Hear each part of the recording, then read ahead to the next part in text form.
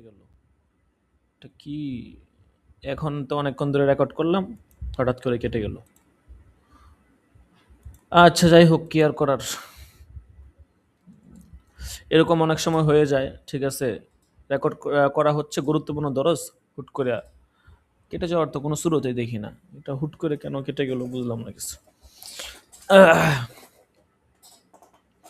আচ্ছা, যাই হোক। তো আমরা নিয়ত সম্পর্কিত যেই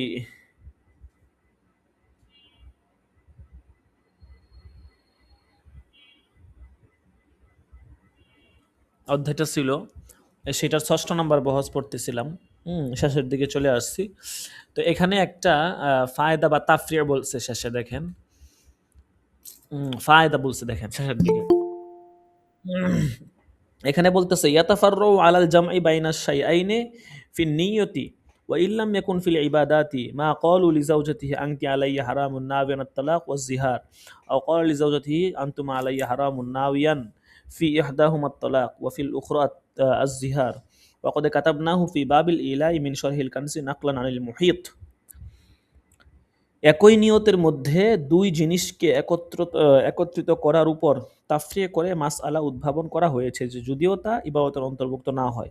সে মাসআলাটা হচ্ছে, যদি কোনো ব্যক্তি তার স্ত্রীকে বলে আনতি আলাইয়া হারামুন, এই বাক্য দ্বারা তালাক এবং ইলা উভয়টির নিয়ত করে, কিংবা নিজের দুই স্ত্রীকে লক্ষ্য করে বলে আনতুমা আলাইয়া হারামুন, আর এক স্ত্রীর তালাকের নিয়ত করে এবং অপরজনের ক্ষেত্রে জিহারের নিয়ত করে, এর বিস্তারিত বিধান আমি মুহিত গ্রন্থের কানজের মধ্যে বাবুল ইলাতে লিপিবদ্ধ করেছি।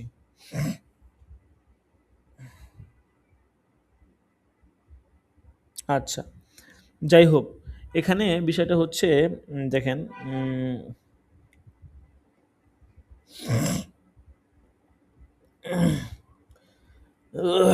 এটা মহল্লে ইমতিহান, সকলে একটু মনোযোগ দিয়ে ধরেন। দুইটা মাসালা বলছে, যদি এরকম বলে আনতি আলাই হারামুন, হ্যাঁ, তালাক এবং ইলা উভয়টির নিয়ত করে, তবে সেক্ষেত্রে তালাকেই উদ্দেশ্য হবে এবং এর দ্বারা বায়ান তালাক পতিত হবে, কেননা ইলার চেয়ে তালাক হলো শক্তিশালী। ঠিক আছে। আর তা এই জন্য যে ইলার ক্ষেত্রে তালাক না হওয়ার সম্ভাবনা রয়েছে, কেননা যদি ইলার মুদ্দত আহ, ইলার মুদ্দত পূর্ণ না করে বরং ইলার মুদ্দতের ভিতরে সে সহবাস করে নেয়, তাহলে তালাক পতিত হবে না, শুধুমাত্র কসম ভঙ্গের কারণে কাফারা আবশ্যক হবে। যদি কোনো স্বামী তার স্ত্রীদেরকে লক্ষ্য করে বলে আনতুমা আলাই হারামুন, এবং একজনের ক্ষেত্রে তালাকের নিয়ত করে আর অপরজনের ক্ষেত্রে জিহারের নিয়ত করে, তবে উভয় বিবির উপর বায়ান তালাক পতিত হয়ে যাবে, কেননা হরফে তাসবি না থাকার কারণে জিহারের নিয়ত শুদ্ধ হবে না। এক্ষেত্রে আরও দুটি বক্তব্য আছে। একটি, তার ইচ্ছাধীন থাকবে, সেক্ষেত্রে তালাক এবং জিহারের যেটির ইচ্ছা নিয়ত করবে সেটি গ্রহণযোগ্য হবে। আরেকটি বক্তব্য হচ্ছে, এক্ষেত্রে জিহার সাব্যস্ত হবে, কেননা এখানে আসল উদ্দেশ্য হচ্ছে বিবাহ চলমান থাকা। আচ্ছা, মুসান্নেফ এখানে দুইটা মাসলা ব্যাখ্যা সব হুকুম বলে দিলাম। আর এখানে এই যে মুসান্নেফ যেটা বলছে শেষে, যে এটা আমি কানজের সরা, হ্যাঁ, এটার মধ্যে আমি বাবুল ইলাতে বর্ণনা করেছি। হ্যাঁ, এটা আসলে বাবুল ইলার মধ্যে নাই এই মাসলাটা, ঠিক আছে। এটা মুসান্নেফের তাসামু হয়ে গেছে। সকলে একটু লাইনে থাকেন। একটু call আসছে।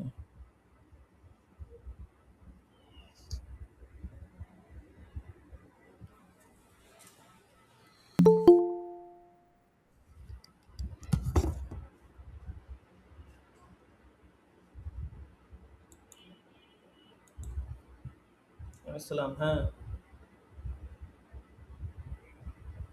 ও আচ্ছা আচ্ছা। क्या?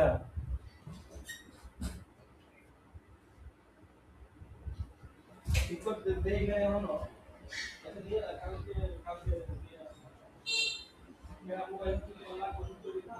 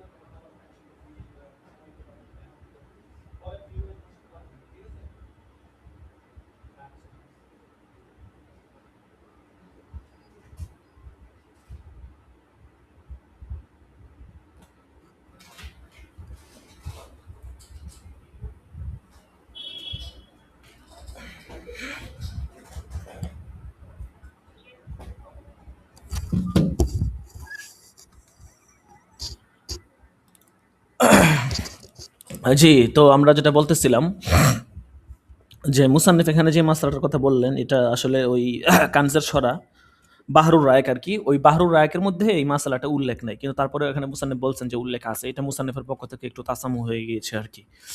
ঠিক আছে, অনেক সময় এরকম হয় না, দেখা গেছে মানুষ তো ভুলের ঊর্ধ্বে না, ঠিক না? হ্যাঁ, দেখা গেছে আমরা পড়াইতে যাই, অনেক সময় দেখা গেছে মুখ ফুসকে যেটা সঠিক না সেটাও বের হয়ে পড়ে, এরকম অনেক সময় হয়। ঠিক আছে, তো কিতাবাদি আমরা পড়াই, দেখা গেছে সঠিক না তারপরেও হয়ে যায়। তো এটা কি, এটা বড়দের পক্ষ থেকে এই ভুলগুলাকে তাসামুহ বলে, অনাকাঙ্ক্ষিত হয়ে যাওয়া আর কি। তো মুসান্নেফের তো এখন উল্লেখ করেন নাই, তারপরে বলছে আমি উল্লেখ করছি। তো এটা হচ্ছে অনাকাঙ্ক্ষিত একটা ভুল, এটা হয়তো মুসান্নেফের স্মরণে ছিল না, উনি এটা বলে ফেলছেন এরকম আর কি। ঠিক আছে, তো যাই হোক, এই হচ্ছে বিষয়। আচ্ছা, তারপর দেখেন আসাবিও আমরা 10টা বহস পড়বো, 7 নাম্বার, 8 নাম্বার, 9 নাম্বার, 10, 4টা বহস আছে আজকে। 7 নাম্বারটাও আজকে পড়ে ফেলবো, ঠিক আছে? দেখেন সকলে একটু মনোযোগ দিয়ে, হ্যাঁ সময় কম, ঠিক আছে। আসাবিউ ফি ওয়াক্তিহা আল আসলু আন্না ওয়াক্তাহা আউয়ালুল ইবাদাতি, নিয়তের সময়ের বর্ণনা, নিয়তটা কখন করতে হবে এই সম্পর্কে। أن وقتها أول العبادات ولكن الأول حقيقي وحكمي فقالوا في الصلاة لو نوى قبل الشروع فعن محمد رحمه الله لو نوى عند الوضوء أنه يصلي الظهر أو العصر مع الإمام ولم يشتغل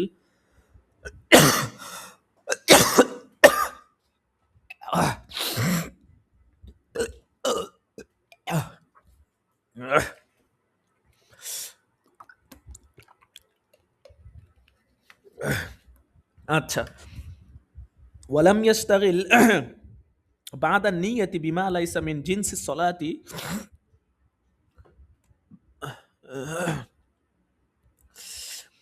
إلا أنه لما انتهى إلى مكان الصلاة لم تحضره النية جازت صلاته بتلك النية وهكذا روي عن أبي حنيفة وأبي يوسف رحمه الله كذا في الخلاصة বলতেছে যে এই ক্ষেত্রে মূলনীতি হচ্ছে নিয়তের ওয়াক্ত হলো ইবাদতের শুরুতে, কিন্তু এই সূচনাটি দুই ভাগে বিভক্ত, একটা হচ্ছে হাকিক আর একটা হচ্ছে হুকম, এটা দুই প্রকার। আমাদের মাশায়েখগণ নামাজ প্রসঙ্গে উল্লেখ করেছেন, যদি কোনো ব্যক্তি নামাজ শুরু করার পূর্বে নিয়ত করে, তবে ইমাম মুহাম্মদ এর মতে যদি ওযুর সময় নিয়ত করে যে ইমামের সাথে জোহর কিংবা আসর নামাজ পড়বে, আর নিয়তপর নামাজ জাতীয় নয় এমন কোনো কাজে লিপ্ত না হয়, কিন্তু সে যখন নামাজের স্থানে পৌঁছলো তখন তার নিয়তের ইস্তেহজার হলো না, তাহলে এই নিয়তে তার নামাজ জায়েজ হয়ে যাবে। অনুরূপভাবে বর্ণনা ইমাম আবু হানিফা এবং আবু ইউসুফ থেকেও বর্ণিত হয়েছে, যেমনটি খোলাসা গ্রন্থে রয়েছে। মানে যদি এরকম হয়, মানে আপনি হচ্ছে ওযু করার সময় নিয়ত করছেন কোন নামাজ পড়বেন, যখন নামাজ পড়তেছেন তখন আর ইস্তেহজার না, আপনার জেহানে এটা আসে নাই। এখন এটা কিন্তু খুব গুরুত্বপূর্ণ একটা মাসালা, যে আসলে আমরা যে নামাজ পড়ি সেটা কোন নিয়তটা গ্রহণযোগ্য। অনেক কিতাবাদিতে আছে, আপনাকে যদি প্রশ্ন করা, ধরেন আপনি জোহরের নামাজ পড়তেছেন, এখন আপনাকে যদি তৎক্ষণাৎ প্রশ্ন করে ভাই আপনি কোন নামাজ পড়তেছেন, আপনি যদি ভেবে চিন্তে ছাড়া, চিন্তা ভাবনা করা ছাড়া যদি তৎক্ষণাৎ উত্তর দিতে পারেন, বলতে পারেন যে আমি জোহর নামাজ পড়তেছি, জোহরের সময় জোহর নামাজ পড়তেছি, তাহলে বোঝা যাবে যে আপনার নিয়ত ঠিক আছে এবং আপনার সময়ও ঠিক আছে, আপনার সব ঠিক আছে। আর যদি আপনি ভেবে চিন্তে উত্তর দিতে না পারেন, ইস্তেহজার যদিও নাই, কিন্তু উত্তর দিতে যদি না পারেন সেক্ষেত্রে আপনার নামাজটা হবে না। তারপর দেখেন ওয়াফিত তাজনিসি إذا توضأ في منزله ليصلي الظهر ثم حضر المسجد وافتتح الصلاة بتلك النية فإن لم يشتغل بعمل آخر يكفيه هذا. هكذا قال محمد رحمه الله في الرقيات لأن النية المتقدمة على الشروع تبقى إلى وقت الشروع حكما كما في الصوم. أما إذا لم يبدلها بغيرها وعند محمد بن سلامة إن كان عند الشروع بحيث لو سئل أي صلاة تصلي যে এখানে যে মাসলাটা আছে আমি যেটা বললাম ফায়াজিবু আলাল বাদাহাতি মিন গায়রি তাফাক্কুরিন ফাহিয়া নিয়াতুন তাম্মাতুন ওয়ালাউ ইহতাজা ইলা তাআম্মুল লা তাজুজু। বলতেছে তাজনিস কিতাবের মধ্যে আছে যখন কোনো ব্যক্তি জোহরের নামাজ পড়ার জন্য নিজ বাড়িতে অজু করলো অতঃপর মসজিদে উপস্থিত হয়ে ওই নিয়তেই নামাজ শুরু করলো এবং অন্য কোনো কাজে লিপ্ত হলো না, তবে ওই নিয়ত তার জন্য যথেষ্ট হয়ে যাবে, অর্থাৎ ওই নিয়তে তার নামাজ শুদ্ধ হয়ে যাবে। অনুরূপ অভিমত ইমাম মুহাম্মদ রহমতুল্লাহ তার রুকিয়াত গ্রন্থে উল্লেখ করেছেন, কেননা নামাজ শুরু করার জন্য অগ্রিম নিয়ত বিধানগতভাবে শুরু করার সময় পর্যন্ত বিদ্যমান থাকে, যেমনটি রোজার ক্ষেত্রে হয়ে থাকে, যাবত না আরেক নিয়ত দ্বারা তা পরিবর্তন করা হয়। মুহাম্মদ ইবনে সালামা থেকে বর্ণিত হয়েছে, যদি নামাজ শুরু করার সময় এমন অবস্থায় থাকে যে তুমি কোন নামাজ পড়বে এই সম্পর্কে জিজ্ঞাসা করা হলে সে চিন্তা ভাবনা করা ছাড়াই তাৎক্ষণিক জবাব দিতে পারে, তাহলে সেটা পূর্ণ নিয়ত হিসাবে গণ্য হবে। আর যদি জবাব দেওয়ার জন্য তাফাক্কুর করা লাগে, চিন্তা করা লাগে লা তাজুজ, তাহলে এটা জায়েজ হবে না। ঠিক আছে, এরকম করা যাবে না। আচ্ছা, وفي فتح القدير فقد شرطوا عدم ما ليس من جنس الصلاة لصحة تلك النية مع تصريحهم بأنها صحيحة مع العلم بأنه يتخلل بينها وبين الشروع المشي إلى مقام الصلاة وهو ليس من جنسها، فلا بد من كون المراد بما ليس من جنسها ما يدل على الإعراض، بخلاف ما لو اشتغل بكلام أو عقل أو تقول رد المشي إليها من أفعالها غير قاطع للنية. আচ্ছা, ফাতহুল কাদির গ্রন্থে উল্লেখ রয়েছে মাশায়েখে কেরাম ওই অগ্রবর্তী নিয়ত শুদ্ধ হওয়ার জন্য নামাজ পরিপন্থী বিষয় না থাকার শর্তারোপ করেছেন, তাদের সুস্পষ্ট করা সত্ত্বেও যে নিয়ত সহি হয়ে যাবে। অথচ জানা কথা যে নামাজের স্থান পর্যন্ত হেঁটে যাওয়া কর্মটি নিয়ত এবং নামাজ শুরু করার মাঝে প্রবিষ্ট হয়ে যাচ্ছে, আর হাঁটা নামাজ জাতীয় জিনিস নয়। সুতরাং তাদের এই উক্তিকে এদিকে ব্যাখ্যা করতে হবে যে মা লাইসা মিন জিনসিহা দ্বারা উদ্দেশ্য হলো ওই সকল কর্মকাণ্ড যা নামাজ থেকে বিমুখ হওয়াকে বোঝায়। এর ব্যতিক্রম সুরত হলো যদি ওই ব্যক্তি নামাজের নিয়ত করার পরে লোকজনের সাথে আলাপচরিতায় কিংবা খাবার দাবার গ্রহণে মশগুল হয়, তাহলে সেটা অগ্রবর্তী নিয়ত হিসেবে গণ্য হবে না। আপনি অজু করছেন, অজু করার পরে নামাজের নিয়ত তো করছেন, যখন অজু করতেছেন স্বাভাবিক মানে নামাজের কথা মাথায় আসে, কিন্তু যদি আপনি এরপর নামাজ শুরু করে দেন হয়ে যাবে, কিন্তু যদি আপনি মাঝখানে খাবার দাবার বা এই জাতীয় কোনো কাজ গ্রহণ করেন সেই ক্ষেত্রে অগ্রবর্তী নিয়তটা আর এটা কাজে আসবে না। অথবা মুসান্নিফ বলতেছেন আমরা এই কথা বলবো যে নামাজের দিকে হেঁটে যাওয়াকে আফআলে নামাজের মধ্যে গণ্য করা হয়েছে এভাবে যে তা নামাজ কর্তনকারী নয়। وفي الخلاصة أجمع أصحابنا أن الأفضل أن يكون مقارنة للشروع ولا يكون شارعا بنية متأخرة، لأن ما مضى لا يقع عبادة لعدم النية فكذا الباقي لعدم التجزي.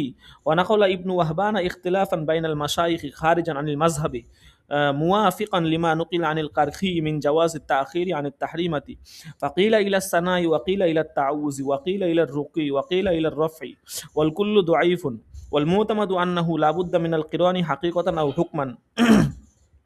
وفي الجوهرة ولا معتبر بقول الكرخي أما النية في الوضوء فقال في الجوهرة إن محلها عند غسل الوجه.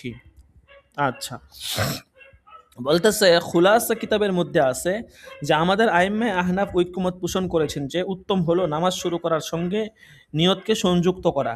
নামাজ শুরু করার পরে বিলম্বিত নিয়ত দ্বারা নামাজ শুরুকারী রূপে গণ্য হবে না, অর্থাৎ নামাজ শুরু করা সহি হবে না, কেননা নিয়তের পূর্বে নামাজের যে কর্মসমূহ আদায় করা হয়েছে তা নিয়ত না হওয়ার কারণে ইবাদতভুক্ত হয়নি, আর একইভাবে পরবর্তী কর্মসমূহ ইবাদত হিসাবে গণ্য হবে না, যেহেতু নামাজ ভাগ বন্টনকে কবুল করে না।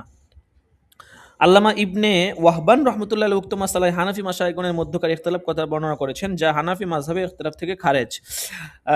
আর ইমাম কারখি রহমতুল্লাহ থেকে যা বর্ণিত হয়েছে তার মুওয়াফিক বলতেছে যে নামাজে তাহরিমা থেকে নিয়তের বিলম্ব হওয়া জায়েজ। অতঃপর কেউ কেউ বলেছেন সানা পর্যন্ত, আর কেউ কেউ বলেছেন আউযুবিল্লাহ পর্যন্ত বিলম্ব করা জায়েজ।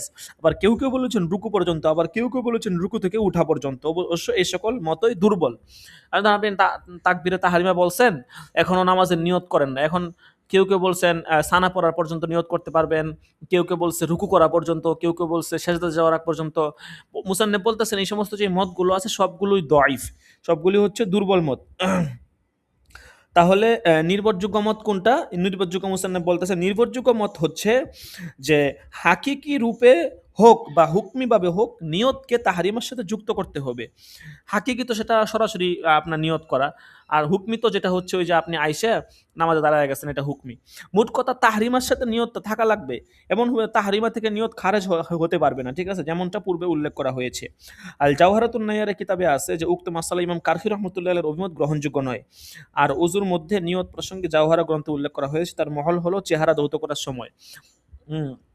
অজুতে নিয়তটা আপনি কখন করবেন? বলতেছে চেহারা যখন ধৌত করা হবে ওই সময়টাতে নিয়ত করলে আপনি সওয়াব পাবেন, এরপর যদি নিয়ত না করেন তাহলে এটা সওয়াব পাবেন না। আচ্ছা, তারপর দেখেন ওয়ায়ামবাগি আন তাকুনা ফি আউয়ালিস সুনানি ইনদা গসলিল ইয়াদাইনি ইলা রুসগাইন লিয়ানালা সওয়াবা সুনানিল মুতাকদ্দিমাতি আলা গসলিল ওয়াজহি ওয়াকালু আল গুসলু কাল ওযুই ফি সুনানি ওয়া ফিত তায়াম্মুমি ইয়ানওয়ি ইনদাল ওয়াজি আলা সুঈদি ওয়া লাম আরা ওয়াক্তা নিয়তিল ইমামাতি লিস-সাওয়াবি وينبغي أن تكون وقت اقتداء أحد به لا قبله كما أنه ينبغي أن تكون وقت نية الجماعة أول صلاة المأموم وإن كان في أثناء صلاة الإمام هذا للصواب وأما لصحة الاقتداء بالإمام فقال في فتح القدير والأفضل أن ينوي الاقتداء عند افتتاح الإمام فإنه حين وقف عالما بأنه لم يشرع جاز وإنما هذا على ظن أنه شرع ولم يشرع اختلف فيه قيل لا يجوز। আচ্ছা, এখানে বলতেছে যে সমীচীন হচ্ছে নিয়তটি সুন্নত সমূহের পূর্বে হওয়া, আর উভয় হাত কবজি পর্যন্ত ধোয়া হবে, যেন মুখমণ্ডল ধোয়ার পূর্বেকার সুন্নত সমূহের সোয়াব অর্জন করা যায়। আর মাশায়েখগণ বলেছেন সুন্নত সমূহের ক্ষেত্রে গোসলের নিয়তের হুকুমও অজুর নেই, আর তায়াম্মুমের ক্ষেত্রে নিয়ত করবে মাটির উপর হাত রাখার সময়। আর সোয়াব লাভের জন্য ইমামতের নিয়তের সময়ে বিবরণ কোথাও আমার চোখে পড়েনি।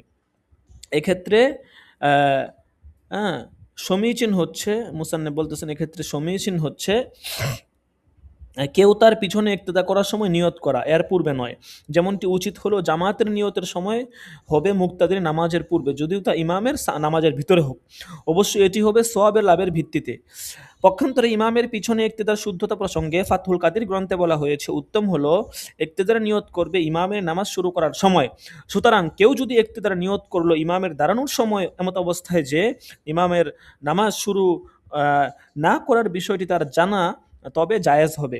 আর যদি ইক্তেদার নিয়ত করলো এই ধারণার বশবর্তী হয়ে যে ইমাম নামাজ শুরু করেছেন অথচ তিনি নামাজ শুরুই করেননি, তবে এই ক্ষেত্রে ইখতিলাফ রয়েছে, কেউ কেউ বলেছেন এটি জায়েজ হবে না। আচ্ছা, ওয়া আম্মা নিয়তুত তাকাররুবি, তাকাররুব নৈকট্য হাসিলের নিয়তের ক্ষেত্রে বলতেছে সেটা কিভাবে করবে। বলতেছে নিয়তুত তাকাররুবি লিসাইরুরাতিল মাই মুস্তামালান ফাওয়াক্তুহা ইনদাল ইকতিরাফ ওয়া আম্মা ওয়াক্তুহা ফিজ যাকাতি ফাকালা ফিল হিদায়াতি ওয়া লা ইয়াজুজু আদাউজ যাকাতি ইল্লা বিনিয়াতিন মুকারিনাতিন লিল আদাই আও মুকারিনাতিন লিআজলি মিকদারি মা ওয়াজাবা লিআন্না যাকাতা ইবাদাতুন ফাকানাত মিন শারতিহা আন-নিয়্যাতু ওয়াল আসলু ফিহা আল-ইকতিরান ইল্লা আন্না আদ-দাফআ ইয়াতাফাররাকু ফাকতুফিয়া বিউজুদিহা হালাতাল আজলি তাইসিরুন কাতাকদীমিন নিয়তি ফিস সাওমি ইনতাহা। আচ্ছা, এখানে বলতেছে যে মায়ে মুস্তামাল হওয়ার জন্য কুরবতের নিয়তটির ওয়াক্ত হচ্ছে ওযুর জন্য অঞ্জলি ভরে পানি গ্রহণের সময়। পক্ষান্তরে যাকাতের ক্ষেত্রে নিয়ত প্রসঙ্গে হেদায়া গ্রন্থে উল্লেখ রয়েছে যে যাকাত আদায় করা জায়েজ হবে না, তবে এমন নিয়তের মাধ্যমে যাকাত আদায় করা জায়েজ হবে, শুদ্ধ হবে, যা আদায় করার সাথে সাথে সংযুক্ত হবে, অর্থাৎ নিয়তটা মুকারনা হওয়া লাগবে, অথবা ওয়াজিব হওয়া পরিমাণ সম্পদকে অন্য মাল থেকে পৃথক করার সঙ্গে সঙ্গে যুক্ত হবে, কেননা যাকাত হলো ইবাদত, আর ইবাদত শুদ্ধ হওয়ার জন্য নিয়ত শর্ত। আর নিয়তের ক্ষেত্রে আসল হলো নিয়তকৃত কর্মের সাথে তা যুক্ত হওয়া। তবে যেহেতু যাকাত পর্যায়ক্রমে পৃথক পৃথক সময়কে মানে পৃথক পৃথক সময় প্রদান করা হয়ে থাকে, সেই জন্য ওয়াজিব পরিমাণ মালকে পৃথক করার সময় নিয়তের বিদ্যমানতা যথেষ্ট হবে। সহজতার জন্য রোজার ক্ষেত্রে নিয়তকে অগ্রবর্তী করার নেই। وقد جوزوا التقديم على الأداء لكن عند العزل وهل تجوز بنية متأخرة عن الأداء فقال ما هي في شرح المجمع لو دفعها بلا نية ثم نوى بعده فإن كان المال قائما في يد الفقير جاز وإلا فلا وأما صدقة الفطر فكالزكاة نية ومصرفا قالوا إلا الذمية فإنه مصرف للفطر دون الزكاة আচ্ছা বলতেছে আর সদকায়ে ফিতর তো নিয়ত ও মাসরাফের বিবেচনায় তা যাকাতের নাই কিন্তু জিম্মি সে সদকায়ে ফিতরের মাসরাফ সে যাকাতের মাসরাফ নয় হ্যাঁ বলতেছে যে আহ, জিম্মি সে হচ্ছে আপনার সদকায়ে ফিতরের মাসরাফ যাকাতের মাসরাফ নয় এটা এক মত অনুসারে আহসানুল ফতোয়াতে উল্লেখ এই কথাটা এর বিপরীত আছে আহসানুল ফতোয়াতে আছে যে জিম্মি এবং আমাদের অত্র অঞ্চলের হিন্দুদেরকে সদকায়ে ফিতর দেওয়া যাবে না মুসান্নেফ তো বলছেন যে সদকায়ে ফিতর দেওয়া যাবে যাকাতও দেওয়া যাবে কিন্তু আহসানুল ফতোয়াতে আছে যে আমাদের যারা জিম্মি বা হিন্দু যারা আছে বা ভিন্ন ধর্মাবলম্বী এদেরকে যাকাতও দেওয়া যাবে না সদকায়ে ফিতরও দেওয়া যাবে না কোনোটাই দেওয়া যাবে না ঠিক আছে আচ্ছা তারপর দেখেন রোজার কথা বলতেছে ওয়া আম্মা সাওমু ফালা ইয়াখলু ইম্মা ইয়াকুনা ফরজান আও নাফলান ফাইন কানা ফরজান ফালা ইয়াখলু ইম্মা ইয়াকুনা আদা রমাজান আও গায়রহু এবারও তো একদম সহজ এবারটা আগে ধরেন ফাইন কানা আদা রমাজান জাযা নিয়াতিন মুতাকদ্দিমাতিন মিন গুরুবিশ শামসি ওয়া বিমুকারানাতিন ওয়া হুয়া আল-আসলু ওয়া বিমুতাআখিরাতিন আনি শুরুই ইলা মা ক্বাবলা নিসফিন নাহারি শারঈ তাইসিরুন আলা সাইমিন ওয়া ইন কানা গায়রু আদাই রমাজান মিন কাযাইন আও নজরিন আও কাফফারাতিন ফায়াজুজু বিনিয়াতিন মুতাকদ্দিমাতিন মিন গুরুবিশ শামসি إلى طلوع الفجر ويجوز بنية مقارنة لطلوع الفجر لأن الأصل القران لأن الأصل القران كما في فتوى قاضي خان وإن كان نفلا فرمضان أداء وأما الحج فالنية فيه سابقة على الأداء عند الإحرام وهو النية عند التلبية أو ما يقوم مقامها من سوق الهدي فلا يمكن في القران والتأخير لأنه لا تصح أفعاله إلا إذا تقدم الإحرام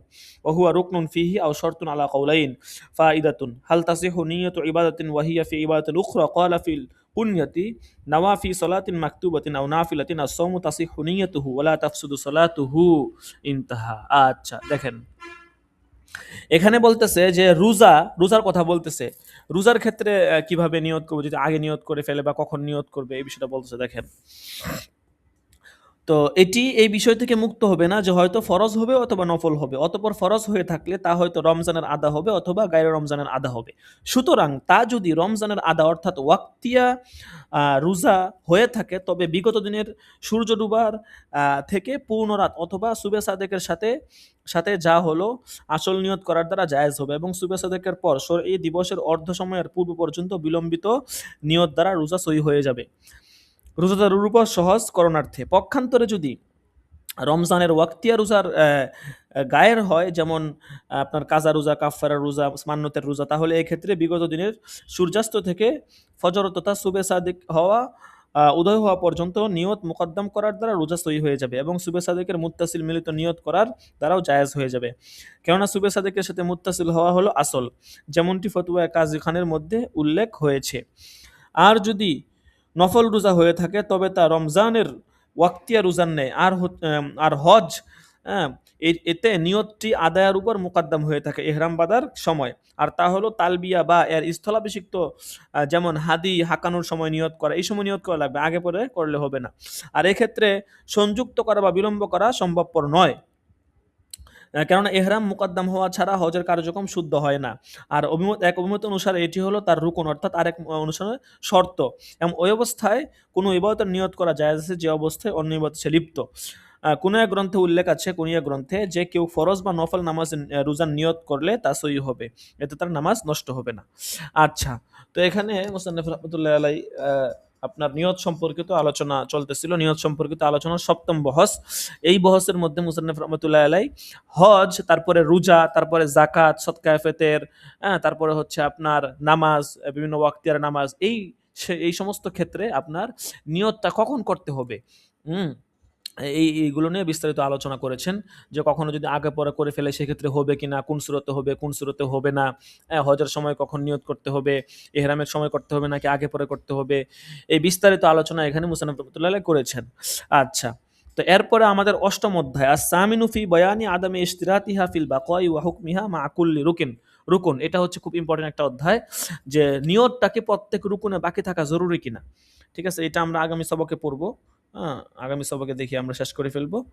যদি শেষ না হয় তাহলে পরে তো আরেকটা সবক হবে আর কি। আচ্ছা, এখানে আবার একটু বিস্তারিত আলোচনা আছে নিয়ত সম্পর্কিত।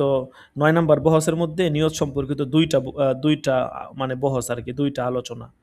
ঠিক আছে, সমস্যা নাই, ইনশাল্লাহ আগামী সবকে আমরা পড়ে ফেলবো।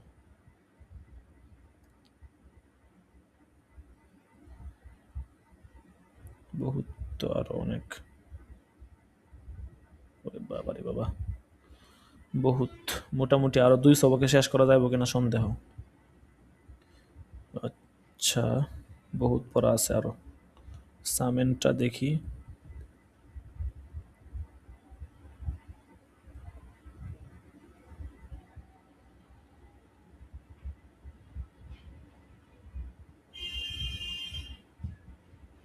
আচ্ছা, আমরা সামেনটাও শেষ করে ফেলি। ঠিক আছে, যেহেতু পড়া বেশি, ৯ নাম্বার আলোচনাটা অনেক লম্বা, অনেক লং টাইম, একদিনেও শেষ করা যাবে না মনে হয়।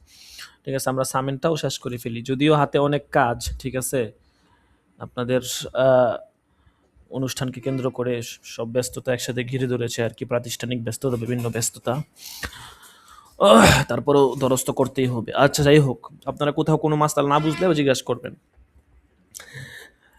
এইটা আগে, আলোচনাটা আগে বুঝেন মুখে। সেটা হচ্ছে যে আমরা যে নিয়ত করি, নিয়তের ক্ষেত্রে নিয়তটা কি পুরো ইয়ার মধ্যে কি বজায় থাকা লাগবে, নাকি প্রথম দিকে নিয়ত করলে চলবে? অনেক সময় আমরা মনে করেন নামাজে নিয়ত করছি, জোহরের নামাজ পড়তেছি, এখন পুরো ৪ আপনার রাকাত ধরে কি নিয়তটা মাথায় থাকা লাগবে যে জোহর পড়তেছি, নাকি শুধু প্রথমে একটু মাথায় ছিল এতটুকুই হলে চলবে? এইটাই বলতেছে যে আস-সামিনু ফি বায়ানি আদামি ইশতিরাতিহা ফিল বাকাই ওয়া হুকমিহা মা কুল্লি রুকনিন। ইবাদতে বাকা এর হালতে নিয়ত শর্ত না হওয়া এবং প্রত্যেক নিয়তের বিধান বিবরণ প্রসঙ্গে।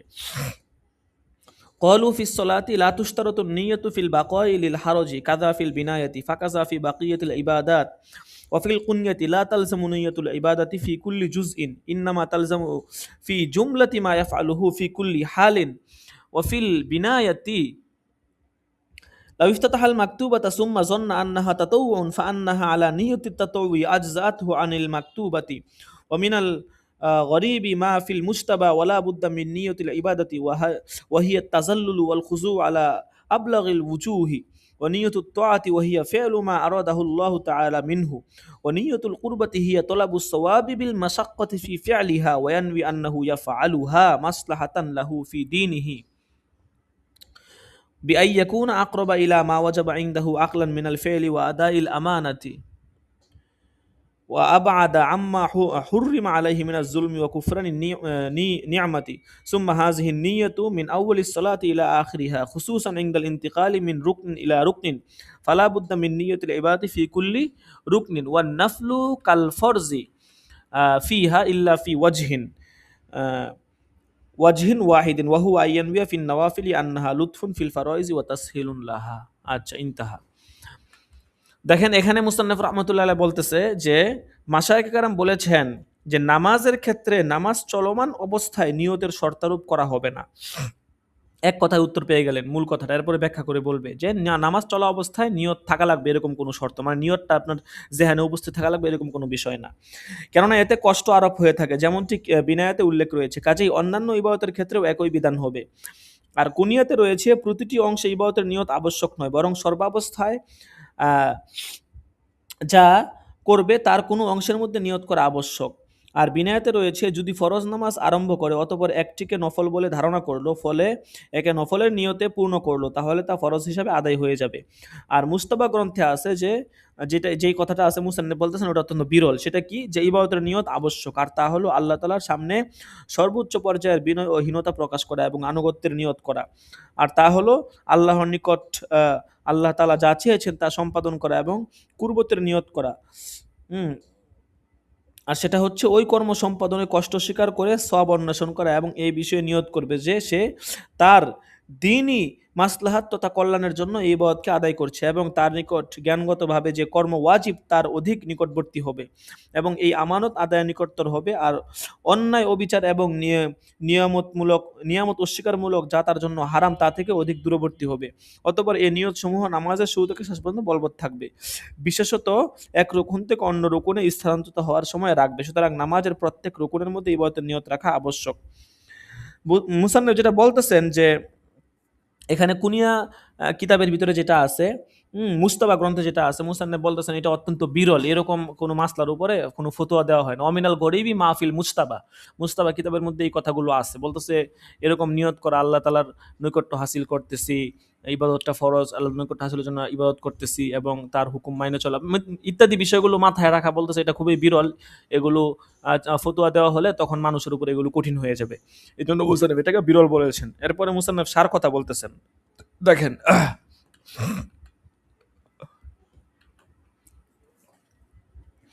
والحاصل أن المذهب المعتمد أن العبادة التي هي ذات أفعال يكتفي بالنية في أولها ولا يحتاج إليها في كل أفعال اكتفاء بانسحابها عليها إلا إذا نوى ببعض الأفعال غير ما وزع له. قالوا لو طاف طالبا لغريم لا يجزئه ولو وقف كذلك بعرفات أجزاه وقدمناه. والفرق أن الطواف عهد قربة مستقلة بخلاف الوقوف. وفرق الزيلعي بينهما بفرق آخر وهو أن النية عند الإحرام تضمنت جميع ما يفعل في الإحرام فلا يحتاج إلى تجديد النية، والطواف يقع بعد التحلل وفي الإحرام من وجه فاشترط فيه أصل النية لا تعين الجهة. انتهى. وقالوا لو طاف بنية التطوع في أيام النحر وقع عن الفرز ولو طاف بعدما حل النفر ولو ونوى التطوع أجزاه عن الصد كما في فتح القدير، وهو مبني على أن نية العبادة تنسحب على أزكائها. واستفيد منه أن نية التطوع في بعض الأركان لا تبطله. وفي القنية وإن تعمد أن لا ينوي العبادة ببعض ما يفعله من الصلاة ولا يستحق الثواب ثم إن كان ذلك فعلا لا تتم العبادة بدونه فسدت وإلا فلا وقد أساء. انتهى. আচ্ছা, তো আগে যে কথাটা বললো এটার সার কথা মুসান্নফ বলতেছে যে মুস্তাবা গ্রন্থের মধ্যে যে কথাগুলো আছে, যে মুসান্নফ বলতেছেন যে এগুলো কোনো নির্ভরযোগ্য মাযহাব না। নির্ভরযোগ্য মাযহাব হচ্ছে যে যে সকল ইবাদত কর্ম বিশিষ্ট সেগুলোর শুরুতে নিয়ত করে নেওয়াই যথেষ্ট। এর প্রত্যেকটি ফেল তথা কর্মের মধ্যে নিয়তের কোনো কি নাই, প্রয়োজন নেই। উক্ত ইবাদতের সকল কর্মের উপর শুরুর নিয়তের পরিবেষ্টন যথেষ্ট জ্ঞান করার কারণে। অতএব যদি কোনো কর্ম দ্বারা গয়রে মা উজিয়া আল্লাহ তথা উদ্দেশ্য বহির্ভূত নিয়ত করে, যেমন দুনিয়াবি কোনো নিয়ত করে ফেলে, আমাদের মাশায়েখ বলেছেন কোনো ব্যক্তি যদি ঋণ গ্রহীতাকে তালাশ করার জন্য তোয়াফ করে তবে ওই তোয়াফ যথেষ্ট হবে না। আর যদি উক্ত নিয়তে উকুফে আরাফা করে তবে তা যথেষ্ট হবে এবং সহিহ হয়ে যাবে।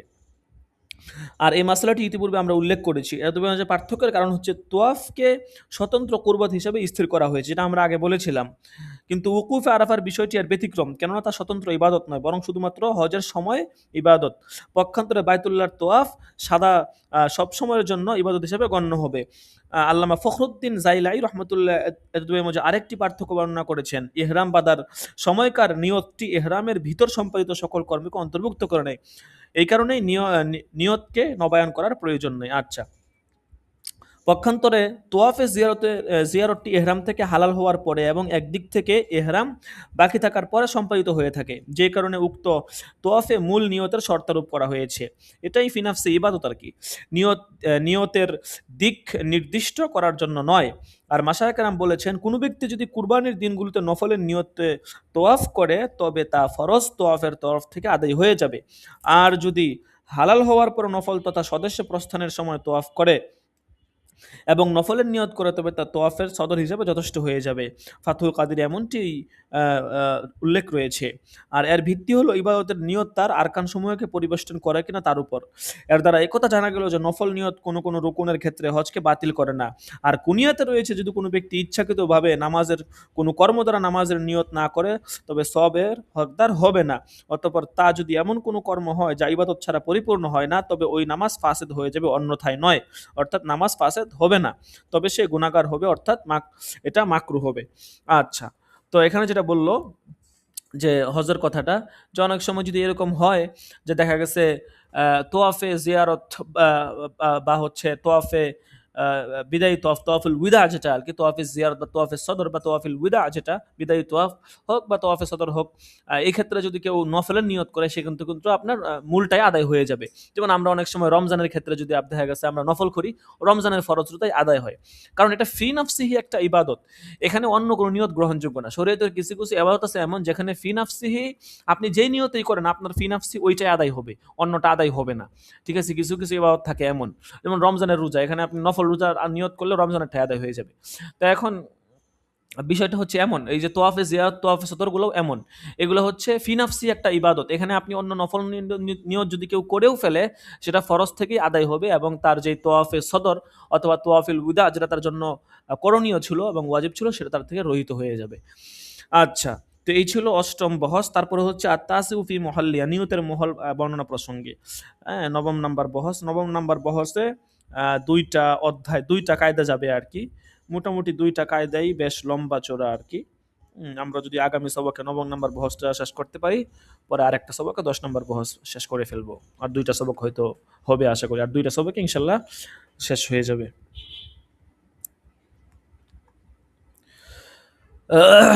আচ্ছা, আগামীকালকে আমরা একটু সময় নিয়ে চলে আসবো, ঠিক আছে? আসলে ব্যস্ততা খুব বেড়ে গেছে। সকলে হয়তো ব্যস্ত আছেন। তারপরেও যেহেতু আমাদের ক্লাস একদম শেষের দিকে, আমরা একটু সময় নিয়ে চলে আসবো ইনশাল্লাহ।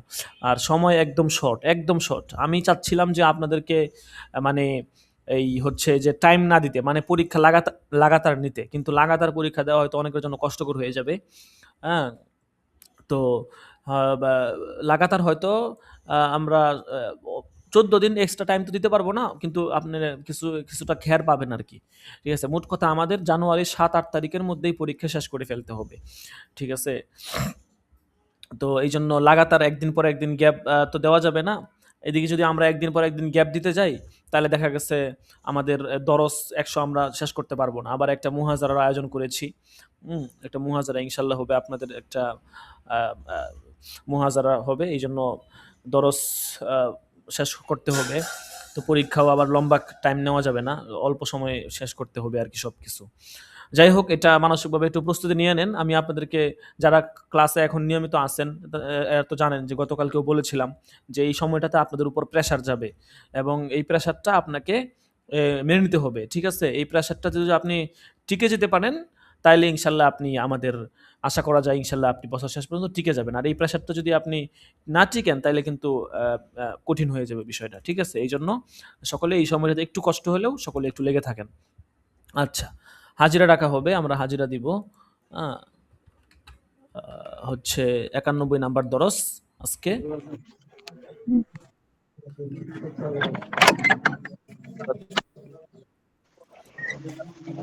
আছে নাই? খুরশেদ আলম আছে, তারপর আবু ইউসুফ, লাব্বাইক উস্তাদ জাসি। তারপর সাকিবুল ইসলাম, লাব্বাইক উস্তাদ শাহাদাত জাসি। হুসাইন, মাহাদি হাসান, লাব্বাইক উস্তাদ জি লাব্বাইক। রাফিউল ইসলাম নেই, তারপরে হচ্ছে আব্দুর রহমান সিরাজি, আলী হুসাইন, তারপরে হচ্ছে আলী হুসাইন নাই, তারপরে হচ্ছে এরশাদুল্লাহ, এরশাদুল্লাহ নাই। আচ্ছা, তারপরে হচ্ছে মাসুম বিল্লাহ নেই, আল আমিন 29 নাম্বার দাখেলা, তুফাইল আহমদ, আল আমিন খয়রি, লাব্বাইক উস্তাদ জি। ইউসুফ মাহমুদ, মনিরুল ইসলাম। লাব্বাইক। ইউসুফ আছেন? ইউসুফ? লাব্বাইক উস্তাদ। জি আচ্ছা, আছে লাব্বাইক উস্তাদ। মনিরুল ইসলাম আছে? মনিরুল ইসলাম নাই। হজরত আলী, হজরত আলী নাই।